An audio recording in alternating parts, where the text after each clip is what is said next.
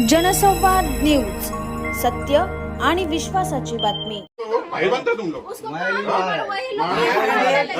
मार तुम लोग मारेंगे क्या? लोगों को मारेंगे क्या? नाटक करेगा ना, जीने नहीं देगा इधर, चुपचाप रहने का, चुपचाप रहने का इधर। वो भाई लोगों को मारा है तीनों को। मैं मारा हूँ। तो क्या उन्होंने भाई लोगों ने तुमको मारा है? भाई लोगों ने तुमको मारा है? वो मार के भागा है। वो किसने मारा है? वो लड़का, एक लड़का आता है। क्यों भाई लोगों को मारेंगे तुम लोग? महिलाओं को कौन कौन से दिखा उन लोगों को? मैं अकेले था, मैं गया था, अकेला था? बीबी और बाकी किधर गए भाई लोग? गाड़ी पे गए। उनको शाम को बुलाने का इधर, शाम को बुलाने का इधर, इधर रहने का, चुपचाप रहने का। हाँ, ऐसा हाथ नहीं उठाने का। इसके बाद यही क्या किसके औरत के ऊपर हाथ उठाए ना तो ध्यान में रख, छोड़ेंगे नहीं हम लोग पे। काही असेल बाबू बिंबू काढू नका। तुमको हजार जण बोले चुपचाप आए इधर, चुपचाप रहने का। अरे त्या दिवशी ते अहो त्या दिवशी मारा कैसे उन लोगों को भी? मैं छुड़ाने गया था। कहने गया था कि मारने को गया था उनको। त्या दिवशी पण कॅनेडा बोलला तो भैया बोला ते ही त्यांच्या बाजूने कभी हुआ कैसा हुआ? ऐसा आप लोगों के ऊपर किसी ने उठाया हाथ तो क्या करोगे असं आप? सगळं हाँ, इधर सुनिए ना, वो लड़का बोले क्या जो बाल कलर करके आता है ना उसको बोले इधर क्यों आया है? तो मना किया तो भी वही आता, वही मार के मना भागा करता है इधर आने के लिए क्यों? तुम सब भाई लोग मिलके औरतों के ऊपर हाथ उठाओगे क्या? मैं छुड़ाने के लिए गया था। ये कैसा चुराने हुआ क्या ऐसा? कितना मारे उसको देखो, अब देखिए हमको मारा है किसने औरत लोगों ने मारे? वो लड़का। कौन सा लड़का? वो अकेले ने मारे? अरे भैया होके तुमको मारेंगे क्या? झूठ बोलती है आदमी, इतना बड़ा सांड आपके साथ में तो मारेंगे आपको क्या? झूठ बोलती है। उल्हासनगर जवळील माणोरे गावात एका तरुणीची काही परप्रांतीयांनी छेड काढली।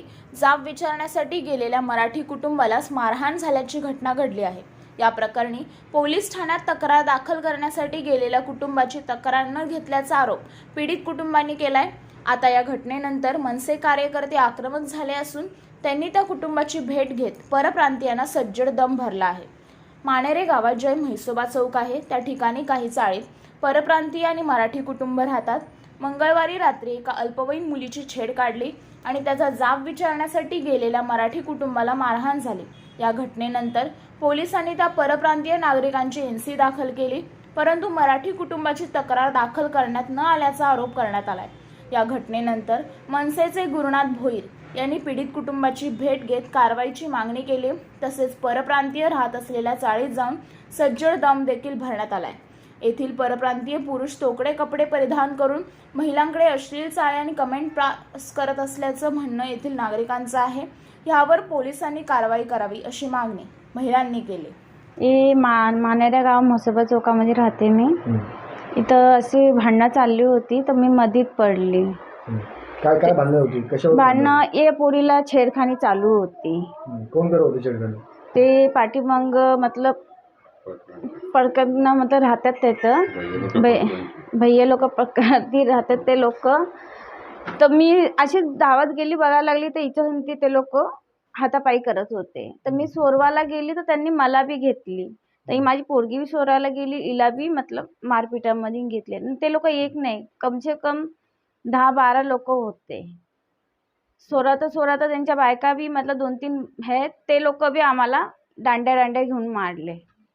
आम्ही कंप्लेंट केली होती, पण ती कंप्लेंट घेतली नव्हती पहले भी। क्या कि करके तुम लोग ऐसा क्यों करते? तो मेरे भाई को मारा तो बीच में मैं गई तो 2 भैये थे, उन्होंने मेरा कपड़ा फाड़ा और गलत जगह हाथ लगाया। झगड़े का कारण क्या था? मतलब वो लोग छेड़खानी कर रहे थे मेरे से। क्या क्या? पानी फेंकने गई तो गंदा बात करते और इतना चड्डी पहन के मतलब किधर भी हाथ लगाते अपने। और इधर चाली में से जाए तो ऐसा धक्का मार के जाते बदन को। तो पहले ये बात बोला था तो सॉर्ट आउट हो गया था उनका जो भाई था, तो उन्होंने रूम खाली किया तो ये गुस्से में करके कि मेरे भाई को रात को मारा। तुम छुड़ाने कौन नहीं आए थे? छुड़ाने में गई तो मेरे को गलत जगह हाथ लगाए, फिर ये आए तो इनको भी मारा, उनकी बेटी को भी मारा, उधर दीवार भी तोड़ दिया उन्होंने। कितने लोग थे? तो भैयाच्या बाजूने इथून आवाज दिला, पण मी काय म्हणते माझ्या बाजूने बोलू नका, पण विरोधात पण जाऊ नका। त्या भैयाला फुल सपोर्ट केलं, आज सगळी माणसं माझ्या विरोधात आली. एक मराठी माणूस बोलले नाही की ती एकटी राहते, तुम्हाला काय बोलायचं कायद्याने बोला, पण असं कोणी न बोलताना डायरेक्ट माझ्या विरोधात गेले सगळे. तो भैया नेमकं करतो काय? भैया मुलींना छेडछाडी अस्सल चाळे करतो आणि इथे बसतो आणि इथून त्यांचा आवाज तिथपर्यंत झोपले की असं खिदाळणे. म्हणजे ह्यांना आपली मराठी माणसं सपोर्ट करतात. महिला दिनांच्या दिवशी ह्या अशा प्रकारे जर घडतं, मग महिलांना सुरक्षता आहे सांगतात, मग ही सुरक्षता कुठे गेली? आणि तो पण परप्रांतीचा माणूस येऊन एखाद्या मराठी बाईला, वरिष्ठ 60 वर्षाची बाई आहे, मी राष्ट्रीय ह्युमन राईट्सवर मी आज अध्यक्षपदावर आहे, आणि अशा बाईला सुद्धा ही लोकांनी सोडलं नाही. आणि एकही मराठी माणूस त्या दिवशी बोललं नाही की आज ती आजारी आहे, डायबिटीस पेशंट आहे, बीपीचा त्रास आहे. सगळे माझ्या विरोधात एक एक एक एक काहीतरी खोटे आरोप करताना पण पुरावा लागतो. सगळे खोटे आरोप घडायला माझ्याबरोबर आले.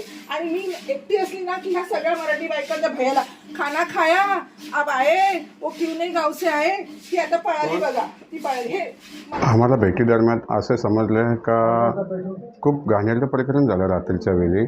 कारण या प्रकरणाला कुठेतरी आला बसायला पाहिजे. आपण महाराष्ट्रापूर भागात आलेल्या महिलांवरती खूप अत्याचार होत आलेले आहेत. पोलीस प्रशासन करतात तरी काय?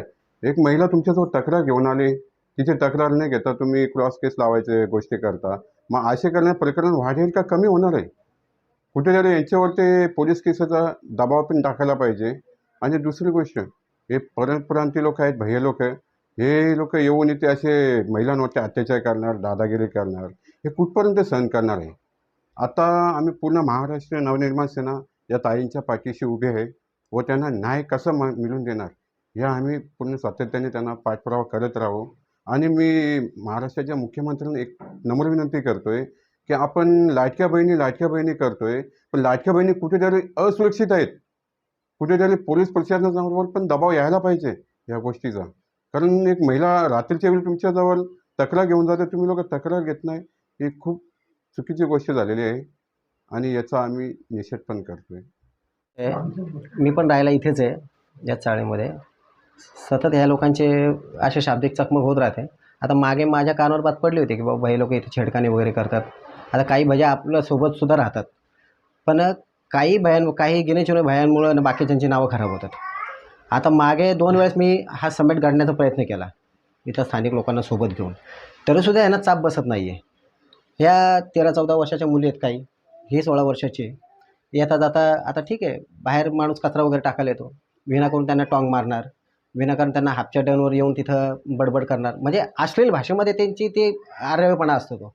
आता सहज एखादे माणूस मग शाब्दिक चकमकीमध्ये माणूस जातोच ना शेजार धर्म म्हणून. तसेच ही बाई रात्री गेली आणि गेल्याच्यानंतर हिलाही मारहाण झाली. मारहाण अशा प्रकारे झाली की तिच्यासोबत 2.5 वर्षाची मुलगी, त्या मुलीचं सुद्धा गळ्यात दाबण्यात आलेलं आहे.